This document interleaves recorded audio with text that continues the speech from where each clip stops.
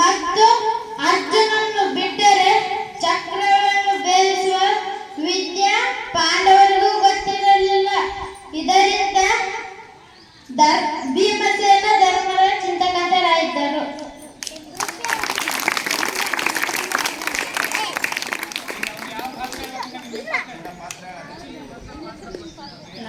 ನನ್ನ ಹೆಸರು ಅಮರೇಶನ್. ನಾನು ಓದುತ್ತಿರುವ ತರಗತಿ 4ನೇ ತರಗತಿ. ನಾನು ಮಾಡುವ ಪಾತ್ರ ಅಭಿಮನ್ಯು.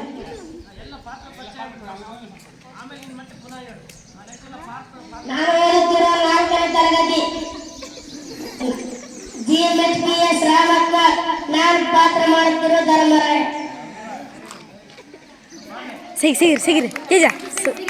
ನನ್ನ ಹೆಸರು ಸಮರ್ಥ.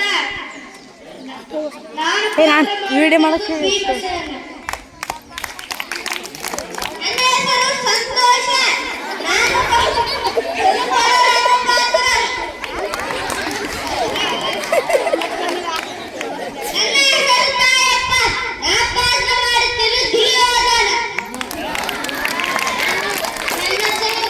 ಕುಮಾರ. ನಾ ಮಾಡ್ತಿದ್ದರು ಅರ್ಜುನ್.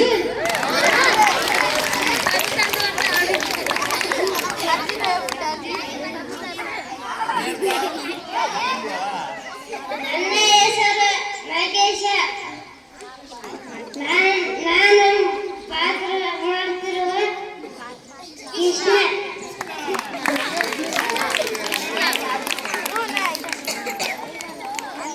ನನ್ನ ಹೆಸರು ಸೋನಿಯಾ. ನಾನು ಮಾಡುತ್ತಿರೋ ಪಾತ್ರ ಉತ್ತರೆ. ನನ್ನ ಹೆಸರು ಪ್ರದೀಪ್ ಕುಮಾರ್. ನಾನು ಓದುತ್ತಿರುವ ತರಗತಿ 4ನೇ ತರಗತಿ. ನನ್ನ ಪಾತ್ರದ ಹೆಸರು ಸುಭದ್ರೆ.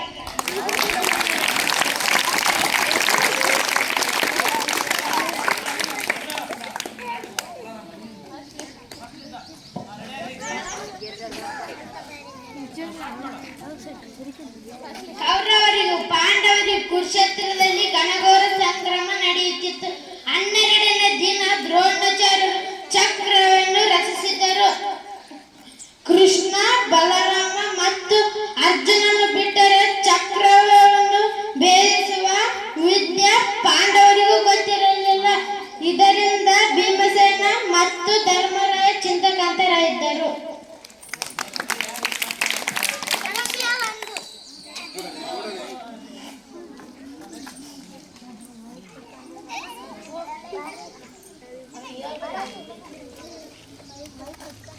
ಧರ್ಮರಾಯ ಮತ್ತು ಭೀಮಸೇನ ಚರ್ಚಿಸುತ್ತಾ ಕುಳಿತಿದ್ದರು. ಅಲ್ಲಿಗೆ ಅಭಿಮನ್ಯುವಿನ ಪ್ರವೇಶ.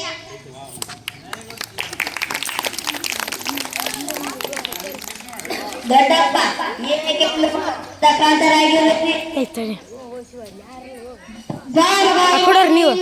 ದ್ರೋಣಾಚಾರ್ಯರದ್ದು ಮೇಲೆ ಚಕ್ರವನ್ನು ರಚಿಸಿ ಇದನ್ನು ಬೆಳೆಸುವುದಿದ್ದೆ ನಿನ್ನ ತಂದೆಯಾದ ಅರ್ಜುನ, ಶ್ರೀಕೃಷ್ಣ ಹಾಗೂ ಬಲರಾಮನಿಗೆ ಮಾತ್ರ ಗೊತ್ತು.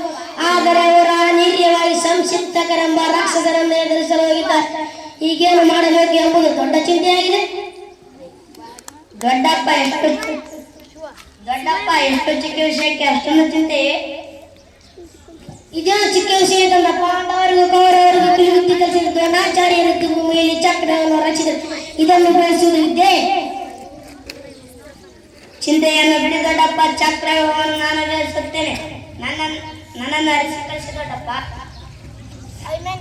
ಅಭಿಮನ್ಯುವಿನ ಮಾತುಗಳನ್ನು ಕೇಳಿ ಮನದಲ್ಲೇ ಹೆಮ್ಮೆ ಪಡುತ್ತ ಬೇಷ್ ಪರಾಕ್ರಮದ ಮಾತುಗಳನ್ನು ಕೇಳುತ್ತಿದ್ದರೆ ನನಗೆ ಜೀವ ಸಂತೋಷ ಆಗುತ್ತದೆ. ನಿನ್ನನ್ನು ಪಡೆದು ನಾನು ಹೇಳಿದ್ದೇನೆ. ಆದರೆ ದೊಡ್ಡಪ್ಪ, ನನ್ನ ಸಾಮರ್ಥ್ಯದ ಮೇಲೆ ನಿಮಗೆ ಶಂಕೆ? ನನ್ನ ಮೈಯಲ್ಲಿ ಹರಿಯುತ್ತಿರುವುದು ಕ್ಷತ್ರಿಯ ವಂಶದ ರಕ್ತ. ನಾನು ಜಗದ್ವಿಖ್ಯಾತ ಅರ್ಜುನನ ಮಗ. ಹೌದು ಮಗನು ಹೇಳುತ್ತಿರುವ ಮಾತುಗಳಲ್ಲಿ ಸಂದೇಹವಿಲ್ಲ. ಈಗ ಯುದ್ಧ ನಿನ್ನಂತ ಬಾಲಕನಿಗೆ ಸಲ್ಲದು ಕುಮಾರ. ಚಕ್ರವ್ಯೂಹವನ್ನು ಆದರೆ ಹಾಗೆಂದರೆ ದೊಡ್ಡಪ್ಪ, ಚಕ್ರವ್ಯೂಹವನ್ನು ಬೇಯಿಸುವ ವಿದ್ಯೆಯನ್ನು ನಾನು ತಾಯ ಗರ್ಭದಲ್ಲಿ ಆಗಲೇ ಶ್ರೀಕೃಷ್ಣ ಪರಮಾತ್ಮನಿಂದ ಕೇಳಿ ತಿಳಿದುಕೊಂಡಿದ್ದೇನೆ. ನೀನು ನನ್ನನ್ನು ಅರಿಸಿ ಕಳಿಸಿಕೊಡು. ಬಲೆ ಕುಮಾರ, ನಿನ್ನ ಪರಾಕ್ರಮದ ಮಾತುಗಳನ್ನು ಕೇಳಿ ನೀನು ಚಕ್ರವ್ಯೂಹವನ್ನು ಭೇದಿಸುವುದರಲ್ಲಿ ಯಾವುದೇ ಅನುಮಾನವಿಲ್ಲ.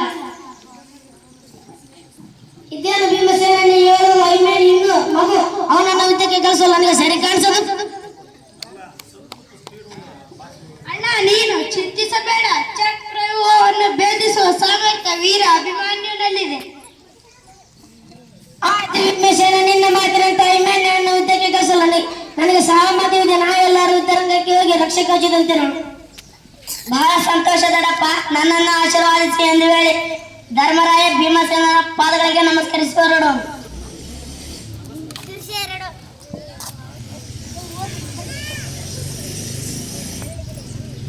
ಸುಭದ್ರೆ ಅರಮನೆ ತನ್ನ ತಾಯಿ ಸುಭದ್ರೆ ಪಾದಗಳಿಗೆ ಎರಗುವನು.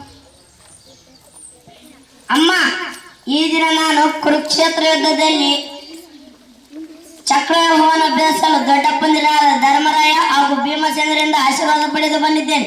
ನೀನು ನನ್ನನ್ನು ಕಳಿಸಿಕೊಡಮ್ಮ. ಇದೇನು ಕಂದ, ನೀನು ಯುದ್ಧರಂಗಕ್ಕೆ ಹೋಗುವೆಯಾ? ಅಲ್ಲಿ ಚಕ್ರವ್ಯೂಹವನ್ನು ಭೇದಿಸುವೆಯ? ಏಕಮ್ಮ, ಈ ಸುಭದ್ರನಂದನ ವೀರಾಭಿಮನ್ಯುವಿನ ಮೇಲೆ ನಿಮಗೆ ಸಂದೇಹವೇ? ನೀನು ನನ್ನನ್ನು ಕಳಿಸಿಕೊಡಮ್ಮ. ಆಮೇಲೆ ಮಗುಸುಲು ಕೃಷ್ಣ ಪರಮಾತ್ಮನ ಕೃಪೆ ತಂದೆ ಶೌರ್ಯ ನಿನ್ನಲ್ಲಿರುವಾಗ ಸಂದೇಹದ ಮಾತೇ ಇಲ್ಲ. ಜಯಶಾಲಿಯಾಗಿ ಬಾ ಮಗನೇ, ಹೋಗಿ ಬಾ, ನಿನಗೆ ಮಂಗಳವಾಗಲಿ. ಬಾ ಉತ್ತರೆ, ಏಕೆ ನಿನ್ನವದನೆಂದು ತಿನ್ನವಾಗಿ ಕಾಣುತ್ತಿದೆಯಲ್ಲ. ಪ್ರಣಕಾಂತ, ನೀವು ಯುದ್ಧರಂಗಕ್ಕೆ ಹೋಗುವ ವಿಷಯದಲ್ಲಿ ಅದಕ್ಕೆ ಈ ರೀತಿಗೆ ಚಿಂತಿಸಬೇಡ ಉತ್ತರೆ. ನಾನು ಈ ಯುದ್ಧದಲ್ಲಿ ಜಯಶಾಲಿಯಾಗಿ ಹಿಂದಿರುಗುತ್ತೇನೆ. ಧೈರ್ಯಗೆಡದೆ ನಗುಮುಖದಿಂದ ನನ್ನನ್ನು ಕಳಿಸಿಕೊಡು. ಆಗಲಿ, ಜಯವಿರು ತನಕ ಬೇಕು. ಯುದ್ಧ ಶಕ್ತಿಯರದನ್ನು ಹೋಗಿ ಬನ್ನಿ. ಆ ಪರಮಾತ್ಮ ನಿಮಗೆ ಒಳ್ಳೆಯದು ಮಾಡಲಿ.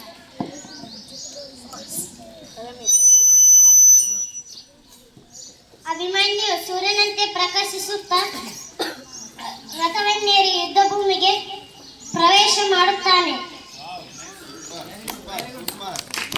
ಭೀಮನೊಂದಿಗೆ ಪಾಂಡವರ ಸೈನ್ಯ ಅಭಿಮನ್ಯು ನೆರಳಿನಂತೆ ಹಿಂಬಾಗಿಸು ಬರುತ್ತೆ. ಸಾರಥಿಯನ್ನು ಕುರಿತು ಸುಮ್ಮನೆ